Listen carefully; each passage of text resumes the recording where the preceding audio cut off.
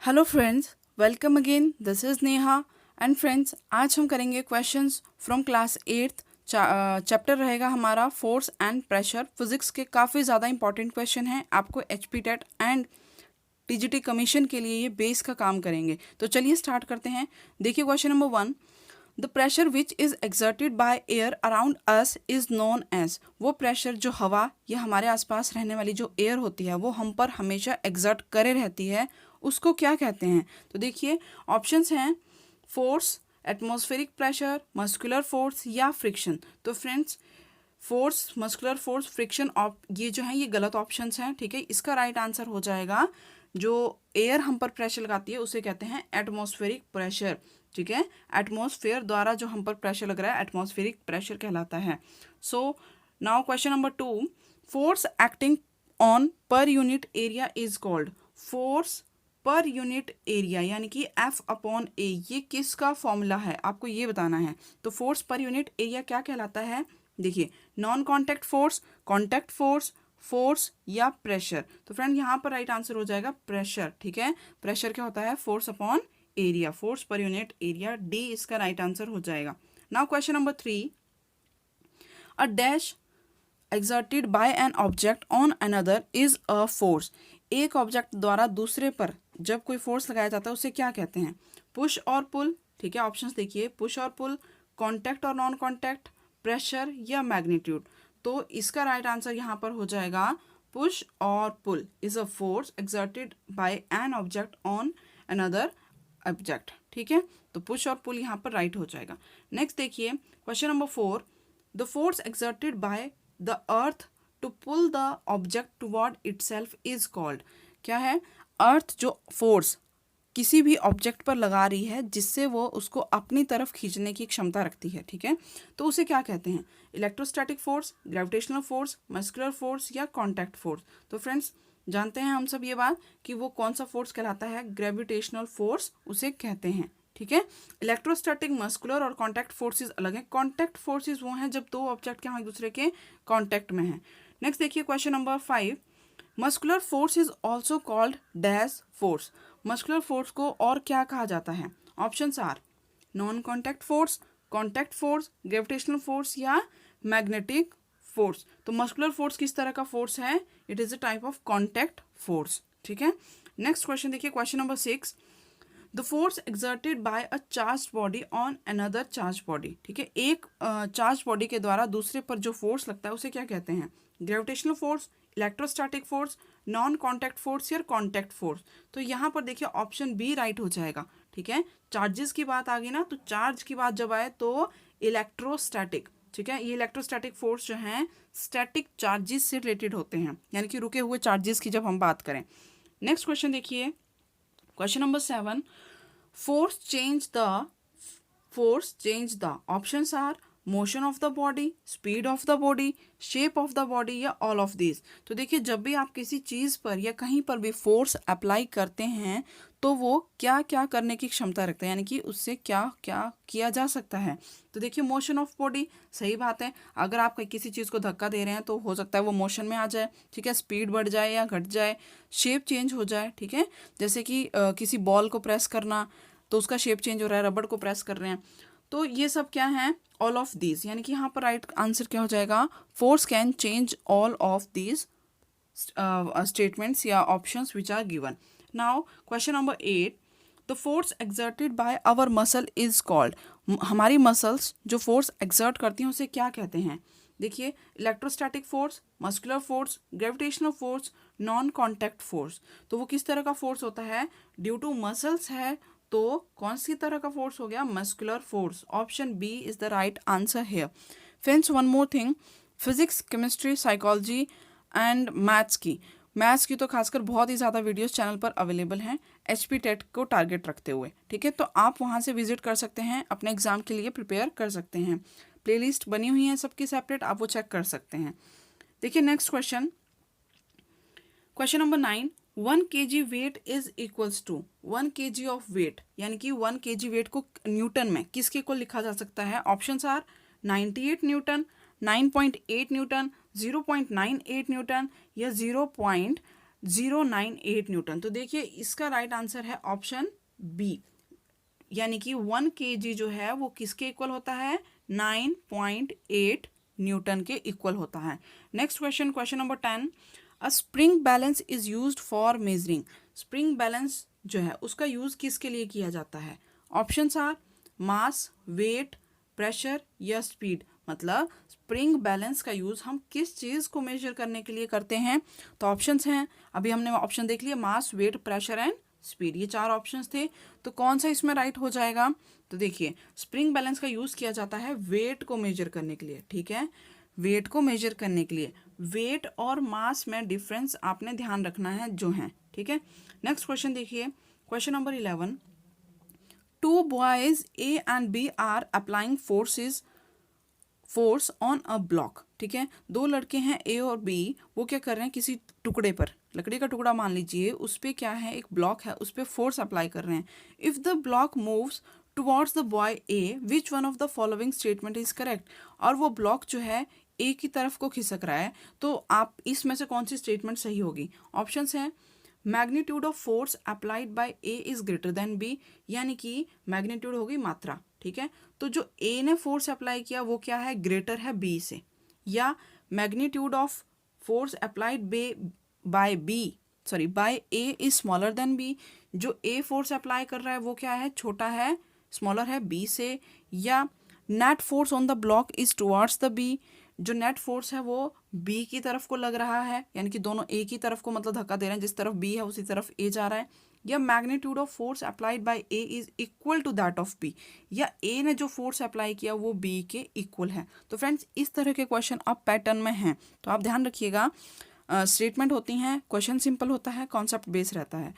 तो क्या कहा था इसमें, ए और बी 2 लड़के हैं, फोर्स अप्लाई कर रहे हैं किसी ब्लॉक में, और वो ब्लॉक जो है ए की तरफ को खिसक रहा है। जैसे ये ए है, ये बी है, इन्होंने किसी पे फोर्स लगाया तो ब्लॉक ए की तरफ को आया, तो क्या इसमें से सही होगा? तो देखिए इसमें से क्या कंक्लूजन निकलता है कि ए जो है वो कम फोर्स लगा रहा है, यानी कि ए ने कम जोर लगाया और बी ने उस चीज़ पे ज़्यादा जोर लगाया, इसलिए वो डिब्बा जो था इस तरफ को खिसक गया, ठीक है, ए की तरफ खिसक जाता है। नेक्स्ट क्वेश्चन देखिए, तो इस क्वेश्चन में हमारा, इस क्वेश्चन के लिए जो राइट आंसर हो गया वो ऑप्शन बी यहाँ पर राइट हो जाएगा, ठीक है, force applied by A is smaller than that of B. Now next question, question number 12, when two forces act in opposite directions then net force acting is, जब 2 फोर्स अपोजिट डायरेक्शंस में काम कर रहे हों, ठीक है, ये फोर्स हैं, एक मान लीजिए राइट है, एक लेफ्ट की तरफ एक्ट कर रहा है, देन क्या होगा, सम ऑफ द 2 फोर्सेस, जो नेट फोर्स होगा वो किसके इक्वल होगा, ठीक है, नेट फोर्स यानी कि टोटल जो फोर्स होगा वो कितना होगा उस बॉडी पर। तो देखिए sum of 2 forces, difference of 2 forces, both of these या नन ऑफ दीज। क्या समझे, जब 2 फोर्सेस एक्ट कर रहे हैं अपोजिट डायरेक्शन में तो नेट फोर्स क्या होगा, तो नेट फोर्स क्या रहता है, डिफरेंस ऑफ द 2 फोर्सेस, ठीक है। फॉर एग्जाम्पल से this is F1 and in this direction it is F2, then इस बॉडी पर लगने वाला, जैसे कोई इसको इधर खींच रहा है एक बच्चा, एक इस तरफ खींच रहा है, तो इस पे जो जोर लगा यानी कि कितना खींचेगी वो किस पे डिपेंड करेगा, इन दोनों फोर्स के डिफरेंस पर डिपेंड करेगा, ठीक है। So option B is right here, difference of the 2 forces. Now question number 13, the strength of force is expressed by its, जो फोर्स है उसकी स्ट्रेंथ को किससे एक्सप्रेस किया जाता है, यानी कि कहने का मतलब ये है कि जब हम कोई फोर्स अप्लाई कर रहे हैं तो वो फोर्स कितना ज़्यादा है उसके लिए कौन सा वर्ड यूज़ किया जाता है। तो देखिए ऑप्शंस, वेट, मास, मैग्नीट्यूड या लॉन्गिट्यूडनल फोर्स। तो फ्रेंड आपको ध्यान रखना है, जैसे 2 तरह की क्वांटिटीज़ होती हैं, एक है स्केलर क्वांटिटी, एक है vector quantity. Vector has both magnitude and direction, scalar has only magnitude. तो मैग्नीट्यूड से मतलब है यहाँ पर कि जिसमें सिर्फ क्या हो, मात्रा होती है, ठीक है। तो फोर्स एक्सर्ट जब करते हैं तो उसकी स्ट्रेंथ को कौन बताएगा, उसका कौन सा वर्ड उसके लिए यूज होगा, मैग्नीट्यूड कहते हैं उसे, ठीक है। मैग्नीट्यूड नंबर होता है, ठीक है, जैसे कि 10 न्यूटन फोर्स है तो 10 जो है इसका क्या है, मैग्नीट्यूड है, ठीक है। अब देखिए next question, question number 14, leaves fall down on the ground due to, पत्तियां जो हैं ग्राउंड पर गिरती है किस वजह से, electrostatic force, magnetic force, gravitational force या मस्कुलर फोर्स। तो इन 4 में से कौन सा ऑप्शन हमारा राइट होगा। तो देखिए सब जानते हैं इसमें क्या कौन सा फोर्स एक्ट करेगा? ऑप्शन सी, ग्रेविटेशनल फोर्स यहाँ पर एक्ट करेगा। इसी वजह से पत्तियां जो हैं ऊपर उड़ने की बजाय ज़मीन पर आके गिर रही हैं। ठीक है, इनफैक्ट कोई भी चीज़ है वो हवा में नहीं उड़ती, नीचे गिरती है due to gravitational force. Now question number 15, state of motion is described by. Motion की जो स्टेट है उसको डिस्क्राइब करने के लिए क्या यूज़ किया जाता है वर्ड, या कौन सी स्टेटमेंट आप यूज़ करेंगे? देखिए, position of rest, position of rest, option A, position of motion, both by the state of rest और मोशन, या नन ऑफ दीज। तो देखिए, स्टेट ऑफ मोशन, ठीक है, मोशन में कोई चीज़ है यानी कि गति में है, तो अब जो मोशन वर्ड है ना, यहाँ पे लोग कंफ्यूज होते हैं। मोशन को क्या समझते हैं? भाई मूव कर रही है चीज़, लेकिन स्टेट ऑफ मोशन की बात की है। ठीक है, स्टेट ऑफ मोशन का मतलब हो गया कि कोई बॉडी किस तरह के मोशन में है, स्टेट में है, क्या वो रेस्ट है या क्या मूविंग है। तो फ्रेंड्स यहाँ पर देखिए ऑप्शन सी राइट हो जाएगा, both by the state of rest और मोशन। ठीक है, स्टेट ऑफ मोशन किसको डिस्क्राइब कर रहा है? स्टेट ऑफ रेस्ट और मोशन दोनों को बताता है। नेक्स्ट क्वेश्चन देखिए, question number 16, when the hammer strikes the gong of an electric bell, which of the following force is responsible for the movement of hammer? जब बेल बजती है ना, इलेक्ट्रिक बेल हमारे घर पे बजती है या कहीं पे भी इलेक्ट्रिक बेल अगर बज रही है, तो जो गोंग उस पे आके किस पे, बेल पे आके टकरा रहा है, टकराता है, उस पर आवाज़ पैदा होती है। So which of the following force is responsible? यहाँ पर कौन सा फोर्स जो है रिस्पॉन्सिबल है? Option are, gravitational force alone, सिर्फ gravitational force, magnetic force, electrostatic force alone, ठीक है, या सिर्फ फ्रिक्शनल फोर्स काम कर रहा है। तो फ्रेंड्स यहाँ पर कौन सा ऑप्शन जो है हमारा राइट हो जाएगा? देखिए ऑप्शन सी यहाँ पर राइट है, इलेक्ट्रोस्टैटिक फोर्स। ठीक है, कौन सा फोर्स? Electrostatic force. ठीक है, नेक्स्ट क्वेश्चन देखिए, question number 17, during dry weather while combing hair sometimes we experience hair flying apart, the force responsible for this is। जब हवा क्या हो, मतलब जो वेदर है हमारी वो क्या हो, शुष्क हो, ठीक है, नमी ना हो, तो हमने देखा होगा जब कॉम्ब करते हैं उसमें क्या होते हैं, हेयर चिपकते हैं और आवाज़ भी आती है और वो दूर भागते हैं एक दूसरे से। ठीक है, while combing hair sometimes we experience hair flying apart, जो बाल हैं दूर दूर उड़ते हैं, तो ऐसा किस वजह से होता है? The force responsible for this is. तो इसके लिए कौन सा फोर्स रिस्पॉन्सिबल है? Options are, force of gravity, force of friction, electrostatic force, या मैग्नेटिक फोर्स। तो फ्रेंड्स देखिए यहाँ पर जो फोर्स काम कर रहे हैं दोबारा से, वो कौन सा करता है? Electrostatic force. ठीक है, ड्यू टू चार्जेस की वजह से ऐसा होता है कि जो हेयर्स हैं वो दूर दूर बिखरते हैं, उड़ते हैं या कॉम्ब से चिपकते हैं। नेक्स्ट क्वेश्चन देखिए, question number 18, a container is filled with water as shown in the given figure, which of the following statement is correct about pressure of water. ये कंटेनर है, पिक्चर दे रखी है, ठीक है, और यहाँ पर आपको देखिए which of the following statement is correct about pressure of water, कुछ पॉइंट्स हमें दे रखे हैं ए, बी और सी। अब देखते हैं ऑप्शन। तो ये कह रहा है इसमें से कौन सी स्टेटमेंट करेक्ट है। देखिए कह रहा है pressure at A is greater than pressure at B is greater than pressure at C, कि भाई ए पर लगने वाला प्रेशर बी पर लगने वाला प्रेशर सी इस तरीके से रिलेटेड है, या तीनों का प्रेशर इक्वल होगा, या फिर देखिए तीनों में प्रेशर क्या है, इक्वल है। ये 3 पॉइंट है ना, ए बी सी, जैसे कोई मग्गा है, बाल्टी है, यहाँ पर पानी भरा हुआ है और उस पर आपने 3 पॉइंट ले लिए, तो उन 3 पॉइंट पे प्रेशर इक्वल रहेगा या ए बी से ग्रेटर होगा, मतलब 3 केस दे रखे हैं। तो फ्रेंड इस केस में देखिए जो हमारे पास राइट आंसर है वो मैं आपको बता रही हूँ, pressure at C is greater than B is greater than A, यानी कि देखिए ये वाटर है, ये कंटेनर में वाटर फिल है, यहाँ पॉइंट ए बी और सी थे। तो याद रखना जितनी ज़्यादा डेप्थ उतना ही ज़्यादा प्रेशर, यानी कि कोई चीज़ जितने ज़्यादा नीचे होगी पानी के अंदर उस पर प्रेशर उतना ही ज़्यादा होगा। सो क्योंकि पॉइंट ए ऊपर था, फिर यहाँ बी है, फिर यहाँ सी है, सी सबसे अंदर है, यानी कि सी पर प्रेशर सबसे ज़्यादा होगा, सी पर ग्रेटर, फिर बी पर और फिर ए पर होगा। तो इसके अकॉर्डिंग जो है अच्छा क्वेश्चन था, ऑप्शन डी जो है ये राइट यहाँ पर हो जाएगा। Now next question, question number 19, two objects repel each other, this repulsion could be due to, दो चीज़ें एक दूसरे को क्या कर रही हैं, रिपेल कर रही हैं, तो ये रिपल्शन किस वजह से हो सकता है। तो देखिए यहाँ पर राइट आंसर हो जाएगा हमारे पास, सॉरी पहले ऑप्शंस देखिए, दो ऑब्जेक्ट एक दूसरे को रिपेल कर रहे हैं तो ये रिपल्शन किस वजह से हो रहा है, friction, frictional force only, electrostatic force only, magnetic force only, या आइदर अ मैग्नेटिक और एन इलेक्ट्रोस्टैटिक फोर्स। तो देखिए डी, ऑप्शन डी यहाँ पर राइट है, ठीक है। इलेक्ट्रिक एंड मैग्नेटिक फील्ड दोनों यहाँ पे, यानी कि इलेक्ट्रोस्टैटिक्स और मैग्नेटिज्म दोनों काम करेंगे। अगर दो चीज़ें क्या कर रहे हैं, दो ऑब्जेक्ट क्या कर रहे हैं, एक दूसरे को रिपेल कर रहे हैं, तो फ्रेंड्स मैग्नेटिज्म में और इलेक्ट्रिसिटी या इलेक्ट्रोस्टैटिक जब भी हम स्टडी करेंगे, दोनों में ही रिपल्शन एंड अट्रैक्शन के जो ये नियम हैं ये फॉलो होते हैं। तो रिपल्शन इन दोनों की वजह से हो सकता है, ठीक है, या तो इसकी वजह से या इस वजह से रिपल्शन हो रहा होगा, ठीक है।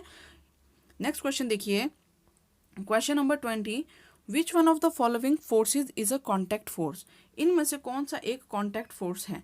Force of gravity, magnetic force, force of friction, या इलेक्ट्रोस्टैटिक फोर्स। अब देखिए कॉन्टैक्ट फोर्सेस क्या होते हैं, मैंने अभी बताया भी था पिछले किसी क्वेश्चन में कि जब दो चीज़ों के बीच में क्या है, जहाँ पे कॉन्टैक्ट हो रहा है, ठीक है। तो देखिए फोर्स ऑफ ग्रेविटी के लिए ज़रूरी नहीं है कि दो ऑब्जेक्ट्स के बीच में क्या हो, कांटेक्ट हो, है ना। अब मून और सन देखिए, या मून और अर्थ देखिए, अर्थ और सन देखिए, तो यहाँ पे ग्रेविटी फोर्स काम कर रहा है, लेकिन जो ये कांटेक्ट में नहीं है।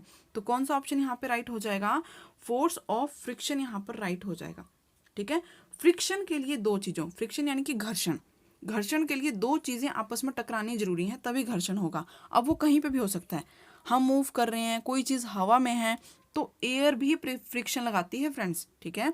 एयर का भी फ्रिक्शन एक्सर्ट करता है किसी भी ऑब्जेक्ट में। जैसे कि हम बॉल फेंक रहे हैं, तो उस बॉल पे फ्रिक्शन लग रहा है, हमें दिखाई नहीं दे रहा, लेकिन उस पर फ्रिक्शन एक्ट करता है। किस वजह से? एयर की वजह से, ठीक है। तो ये ध्यान रखना, friction force is a contact force. इसका मतलब क्या हो गया, यहाँ से और क्वेश्चन आपके बने कि force of gravity, magnetic force और इलेक्ट्रोस्टैटिक फोर्स, तीनों ही फोर्स कैसे हैं? नॉन कांटेक्ट फोर्सेस हैं, यानी कि इनके लिए ज़रूरी नहीं है कि दो ऑब्जेक्ट हमेशा कांटेक्ट में हो, वो दूर रह के भी फोर्स एक्सर्ट कर सकते हैं। मैग्नेट्स अपने देखे हैं, है ना, दो मैग्नेट दूर रखते हैं तब भी एक दूसरे को अट्रैक्ट या रिपेल कर सकते हैं। ऐसे ही सेम इलेक्ट्रिसिटी और ऐसे ही ग्रेविटी, इसलिए ये नॉन कॉन्टैक्ट फोर्सेज हैं। Now next question, question number 21, A brick is kept in 3 different ways on a table as shown in the figure given, ठीक है। The pressure exerted by the brick on the table will be, तो ये कोई ईंट है table पर रखी हुई है, तो इन 3 तरीकों से हमने उसको क्या किया, टेबल पर रखा। अब कह रहा है कि जो प्रेशर है टेबल पर वो कैसा लगेगा। तो ऑप्शंस देखिए, मैक्सिमम इन पोजीशन ए, भाई जब ए, जैसे ए आपको दिखाई दे रहा है, यानी कि ब्रिक इस तरह से खड़ी रखी हुई है, तो इस केस में मैक्सिमम होगा, या सी के केस में मैक्सिमम होगा, या बी के केस में मैक्सिमम होगा, या equal in all areas, all cases, या इन सभी केसेस में जो प्रेशर लगता है वो क्या होगा, इक्वल होगा। तो फ्रेंड्स यहाँ देखिए मैक्सिमम होगा ए में। हम आप क्या सोचेंगे कि भाई ईंट है उसको इस तरीके से रखेंगे तो प्रेशर जो है ज़्यादा पड़ेगा, लेकिन देखिए प्रेशर का फॉर्मूला क्या होता है, फोर्स अपॉन एरिया, यानी कि जितना ज़्यादा एरिया प्रेशर उतना ही कम होगा, ठीक है। तो एरिया मिनिमम होना ज़रूरी है, इसलिए फर्स्ट केस में क्योंकि ब्रिक को खड़ा रखा हुआ है तो जो एरिया है वो कांटेक्ट में क्या है, सबसे कम है, इसलिए यहाँ पर मैक्सिमम कब होगा, केस ए पर जो है प्रेशर मैक्सिमम होगा। नाउ सो इस क्वेश्चन में जो आपका, so in this case the maximum in that is the pressure is maximum in position A, option A यहाँ पर राइट आंसर हो जाएगा। Now next question, now question number 22, a push और pull on an object is called, किसी object पर push या फिर पुल, ठीक है। पुश होता है आगे धक्का देना, ठीक है फ्रेंड्स। पुश क्या होता है, जैसे कि कोई ऑब्जेक्ट है आपने इसको धक्का दिया वो पुश है, और अपनी तरफ खींचने को क्या कहते हैं, पुल कहते हैं। तो पुश और पुल इज कॉल्ड, पुश और पुल को क्या कहा जाता है? Options are pressure, pressure, push pull, force, या ऑल ऑफ द अबव। तो यहाँ पर राइट ऑप्शन हो जाएगा हमारा सी ऑप्शन, ठीक है। फोर्स को क्या कहा जाता है, पुश या पुल। डेफिनेशन भी है, पुश और पुल इज कॉल्ड फोर्स, ठीक है। तो ऑप्शन सी यहाँ पर राइट है क्वेश्चन नंबर 22 के लिए। Now question number 23, if two forces act in the opposite directions on an object, the net force acting on it is the, तो ये रिपीट है पर इसमें देखिए ऑप्शंस चेंज हैं, ठीक है। क्वेश्चन सेम है, एक बार रिपीट हो चुका है, लेकिन यहाँ पे ऑप्शंस बदल दिए हैं। तो अब देखिए ध्यान से, अगर दो ऑब्जेक्ट अपोजिट डायरेक्शन में फोर्स अप्लाई कर रहे हैं तो नेट फोर्स क्या होगा, sum of two forces difference of two forces, multiplication of two forces या डिवीजन ऑफ टू फोर्सेस। तो हम जानते हैं किसी ऑब्जेक्ट में अगर दो अलग अलग, एक बच्चा इधर खींच रहा है दूसरा इधर खींच रहा है, ठीक है, तो जो फोर्स होता है वो क्या होता है, डिफरेंस होता है, ठीक है। उन दोनों का माइनस करके जो नेट फोर्स बचेगा वो वहाँ पर एक्ट करता है, यानी कि ऑप्शन बी यहाँ पर राइट हो जाएगा क्वेश्चन 23 में। Now question number 24, which of the following is proper examples to explain that force on an object में चेंज इट्स शेप। इसमें से कौन सा एग्जाम्पल ये बता रहा है कि जो फोर्स अगर हम किसी चीज़ पर लगा रहे हैं तो उसकी कैपेसिटी है, यानी कि वो इतनी काबिलियत है, मतलब फोर्स में इतनी ही उसमें प्रेशर जोर रहता है कि वो किसी चीज़ की शेप को चेंज कर सके, ठीक है। फोर्स ऑन एन ऑब्जेक्ट में change its shape. So options are a ball of dough rolled into chapati, जब आटे का गोला जैसे गूंदा हुआ आटा है उसको किस में बदल दिया गया, चपाती में। Pressing a rubber ball kept on a table, rubber ball को प्रेस करना जो टेबल पर रखी है। मेकिंग मॉडल यूजिंग क्ले या ऑल ऑफ द अबव। तो फ्रेंड्स अगर ध्यान से देखें तो इन सभी में क्या है, अगर हम फोर्स अप्लाई कर रहे हैं तो शेप चेंज हो रहा है, तो आंसर क्या हो जाएगा, option D, all of these यहाँ पर राइट हो जाएगा। नाउ नेक्स्ट क्वेश्चन देखिए, question 25, a ball rolling on the ground slows down and finally stop. जब कोई बॉल है वो क्या कर रही है, ग्राउंड पर आपने उसको रोल किया, ठीक है, फेंका, वो क्या हुआ, धीरे धीरे हुई और फाइनली क्या हो गई, स्टॉप हो गई, रुक गई। So this is because of, तो ये ऐसा किस वजह से होता है, options are force, less force applied, friction या नन ऑफ द अबव।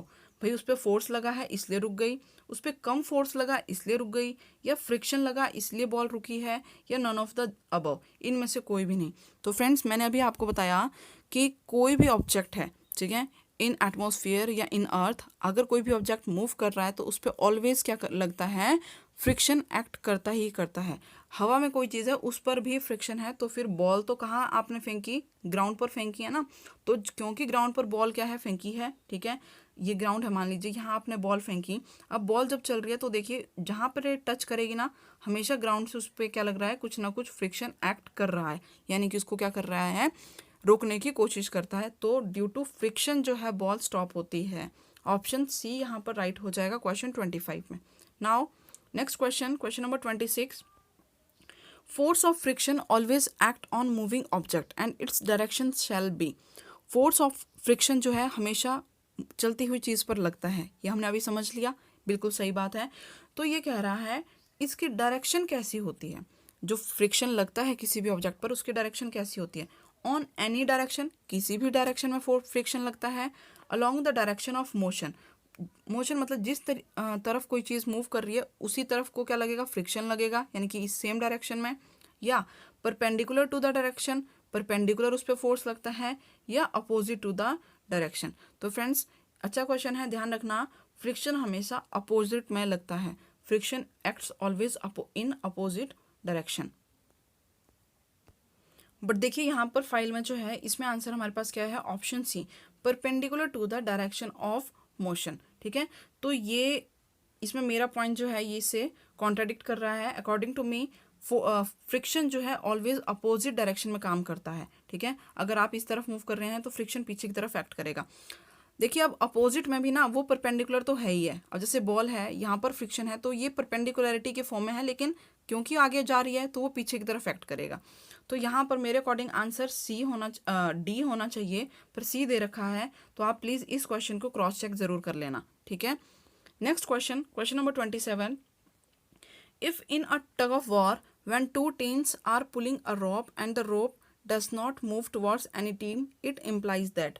तो टग ऑफ वॉर हो रही है, यानी कि रस्सा खींच हो रहा है कहीं पर, ठीक है, कुछ लोग यहाँ, ये रस्सा है, ठीक है, कुछ लोग यहाँ से इसको खींच रहे हैं और कुछ लोग यहाँ से, और ये रस्सा जो है कहीं भी नहीं हिल रहा, ना इस राइट जा रहा ना लेफ्ट जा रहा है। तो इसका क्या मतलब है, equal force is being applied in the same direction, कि इक्वल फोर्स सेम डायरेक्शन में लग रहे हैं, equal force is being applied on opposite direction, force opposite direction में एक्ट कर रहे हैं, no force is applied in any direction, कोई भी फोर्स अप्लाई नहीं हो रहा है किसी भी डायरेक्शन में, या कैन नॉट बी एक्सप्लेन, इसको एक्सप्लेन नहीं किया जा सकता।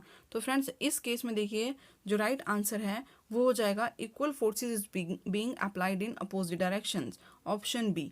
यानी कि दोनों टीम ए और बी रस्से जो हैं बराबर खींच रही हैं दोनों तरफ को अपनी ओर को, इसीलिए वो कहीं भी नहीं खिसक रहा है। ठीक है, so next question option B इस क्वेश्चन का राइट है। नेक्स्ट क्वेश्चन देखिए, question number 28, an example of a non contact force is. तो अभी हमने नॉन कॉन्टैक्ट देखे भी थे फोर्स पीछे, ठीक है, समझे थे। नॉन कॉन्टैक्ट फोर्स का इसमें से क्या एग्जाम्पल है, देखिए, force exerted by us to lift a bucket. Bucket उठाने के लिए जो फोर्स लग रहा है, पुश अ स्टेशनरी कार, एक खड़ी हुई कार को धक्का देना, force exerted by a magnet, magnet के द्वारा फोर्स, या hit a cricket ball for a 6 run. तो फ्रेंड्स ध्यान से देखें तो इन सभी में जो है चीज़ें कॉन्टैक्ट में है। ऑप्शन सी मैग्नेट में जो है force exerted by magnet, magnet जब फोर्स लगाता है ना तो ज़रूरी नहीं है वो टच में हो, वो दूर से भी फोर्स एक्सर्ट करता है। ठीक है, तो मैग्नेटिक फील्ड की वजह से ऐसा होता है। तो यहाँ पर ऑप्शन सी यानी कि ये नॉन कॉन्टैक्ट फोर्स का एग्जाम्पल है। ठीक है, ऑप्शन सी राइट हो जाएगा, force exerted by magnet. Now next question, question number 29, pressure is equals to, pressure क्या है, force upon area upon force on which it acts, force upon area on which it acts, volume upon force on which it acts, या force upon volume on which it acts. तो यहाँ पर कौन सा option right हो जाएगा, देखिए pressure क्या होता है, फोर्स अपॉन एरिया। ठीक है, फोर्स अपॉन एरिया, तो देखिए फोर्स अपॉन एरिया जो है कौन से ऑप्शन में हमारे पास गिवन है, यहाँ पर ऑप्शन बी में ये हमारे पास गिवन है, फोर्स पर यूनिट एरिया। ठीक है, तो प्रेशर का राइट फॉर्मूला या राइट आंसर हो जाएगा यहाँ पर ऑप्शन बी 29th का। Now question number 30, gravity is, gravity क्या है, repulsive, attractive plus repulsive, attractive force, या नॉट ए फोर्स। तो ग्रेविटी किस तरीके का फोर्स है, रिपल्सिव है, अट्रैक्टिव है, रिपल्सिव है। तो फ्रेंड्स ग्रेविटी एक अट्रैक्टिव फोर्स है, ध्यान रखना। ठीक है, अच्छा क्वेश्चन है, रिपल्सिव नहीं होता कभी भी, gravity always attracts. So option C इसका राइट आंसर हो जाएगा। Now question number 31, a batsman hit the ball for a boundary, pass the bowler, that is 4 runs, the batsman does. क्या कह रहा है, देखो यानी कि यहाँ पे इनडायरेक्ट क्या कह रहा है, जब उस पर बॉल आके गिरी, यानी कि बॉलर ने जब बॉल करवाई उसके बाद क्या होता है, वो 4 runs, यानी कि क्रिकेटर जो खेल रहा है, बैट्समैन है, उसने चौका मारा। ठीक है, तो उस केस में बैट्समैन क्या कर रहा है, ठीक है, उस केस में बैट्समैन क्या कर रहा है, तो देखिए, change the direction and speed of the ball, does not change the direction but speed only, does not change the speed but direction only, does not change either direction और speed. तो friends अगर इन question को इस सभी option को ध्यान से देखें तो जो राइट ऑप्शन बनता है वो क्या है, ऑप्शन ए। यानी कि बैट्समैन ने क्या किया, जैसे ही बॉल बैट पर हिट हुई उसने क्या की, बॉल की डायरेक्शन चेंज कर दी। ठीक है, चेंज, उसकी डायरेक्शन चेंज की और उसकी स्पीड भी चेंज हो गई। ठीक है, तो ऑप्शन ए यहाँ पर राइट आंसर हो जाएगा। अब देखिए नेक्स्ट क्वेश्चन, ये एक मैच द फॉलोइंग है, ये आप इसमें से मैच करिए, आंसर मैं अभी आपको दे रही हूँ। ठीक है, तो यहाँ से 10 क्वेश्चन आपके इनडायरेक्ट वे में यहाँ से भी तैयार हो रहे हैं। Pressure, barometer, Newton, manometer, pascal, magnetic force, ठीक है, 1 kg kilogram, resultant force, frictional force, pressure. ठीक है, तो ये सब इन सब टर्म से किस तरीके से रिलेटेड हैं। तो ऑप्शंस आप ये डायरेक्ट फ्रेंड्स यहाँ से रीड करना। ठीक है, इसका आंसर मैं आपको दे रही हूँ। तो देखिए यहाँ पर ये इसका राइट आंसर है, क्या, प्रेशर जो है वो किससे रिलेटेड है, यहाँ पर प्रेशर रिलेटेड है फोर्स पर यूनिट एरिया। ठीक है, बैरोमीटर क्या होता है, एटमॉस्फेरिक प्रेशर को नापने के लिए डिवाइस है, एक यूज़ किया जाता है। न्यूटन किसकी यूनिट है, यूनिट ऑफ फोर्स है। मैनोमीटर क्या है, फ्लूइड प्रेशर को मेजर करता है। पास्कल किसकी यूनिट है, unit of pressure. Magnetic force क्या है, नॉन कॉन्टैक्ट फोर्स है, 1 kg 9.8 न्यूटन के इक्वल है। रिजल्टेंट फोर्स किसे कहते हैं, net force acting on body. ठीक है, जैसे हमने वो देखा था अपोजिट डायरेक्शन में लगने वाला फोर्स, तो ये रिजल्टेंट फोर्स वहाँ पे आप टर्म इसको दे सकते हैं। नेक्स्ट है फ्रिक्शनल फोर्स, जिन्हें कॉन्टैक्ट फोर्स भी कहा जाता है। ठीक है, फ्रिक्शनल फोर्स कॉन्टैक्ट फोर्स का एक एग्जाम्पल है। और प्रेशर इंक्रीज होने पे क्या होता है, डाउन द कॉलम, यहाँ पे देखिए इसमें यहाँ पे क्लियर नहीं हो रहा है, डाउन द कॉलम प्रेशर जो है इंक्रीज होता है। यानी कि आप ये समझ सकते हैं जितनी डेप्थ होगी, ठीक है, जितनी ज़्यादा डेप्थ होगी उतना ही प्रेशर इंक्रीज करता है। तो फ्रेंड्स ये थे कुछ क्वेश्चन, बहुत ही ज़्यादा हेल्पफुल रहेंगे आपके एग्ज़ाम के लिए। तो ये आज का वीडियो यहीं तक। अगर चैनल आपको वीडियो अगर अच्छी लगी है तो प्लीज़ चैनल को लाइक, शेयर और सब्सक्राइब करें। Thank you, thanks for watching.